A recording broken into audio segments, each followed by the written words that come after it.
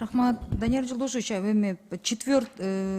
заключение Кабинета министров, пункт 4, посмотрите, пожалуйста, в протокол включены поправки.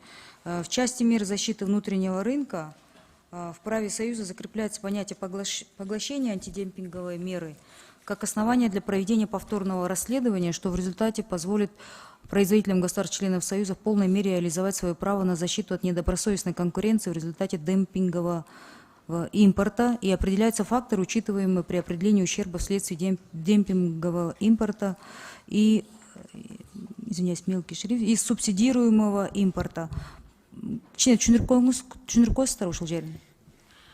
Пояснение можете дать? Эльвира Жылгыбекова, негізінен біздің келісім бойынша беребеске қарама-қарсы содадағы тосқолдықтар болушы керек. Егерде бір товар біздің рынокқа келе тұрған болса, біз ал товарға қандайдыр бір өзіміздің демпингке қарата иш-шараларымызды қолданбашымыз керек.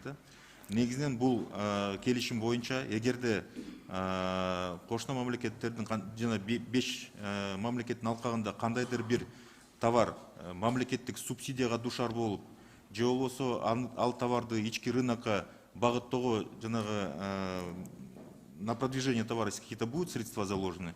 Если это будет расследование, то по отношению к этим товарам мы можем применять антидемпинговые мероприятия. То есть, в частности, вот, ну, я приведу один пример там, по воде, например. Да?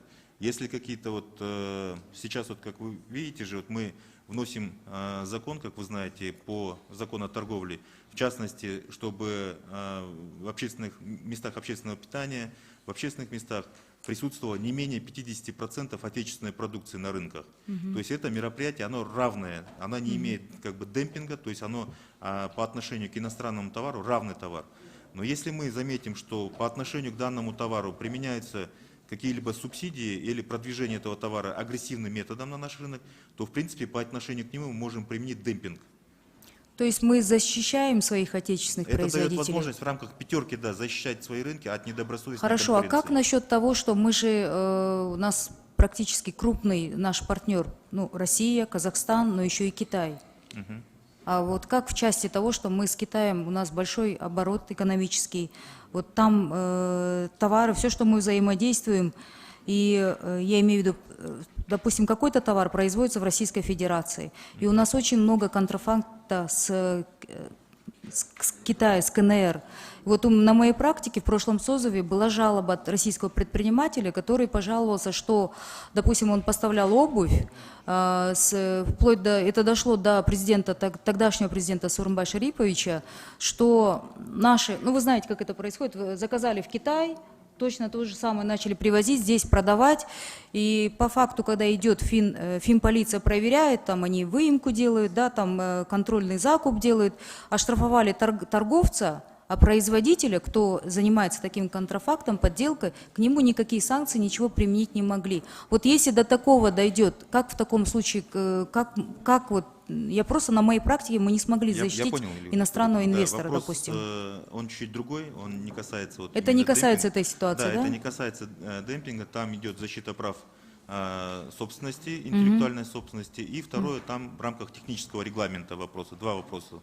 То есть они регулируются другими нормативами. То есть там идет, во-первых, нужно будет зарегистрировать товарный знак, и идет защита товарного знака. Вот как раз вот законопроект сейчас Марлена Абдрахмановича по усилению ответственности. Тогда вы на примере молочников поясните, вот если крупные российские производители молочной продукции к нам заходят, и есть наши производители, вот на полках товар, как вот технически, как это будет происходить, где мы будем защищать нашего отечественного производителя? Только в рамках технического регламента.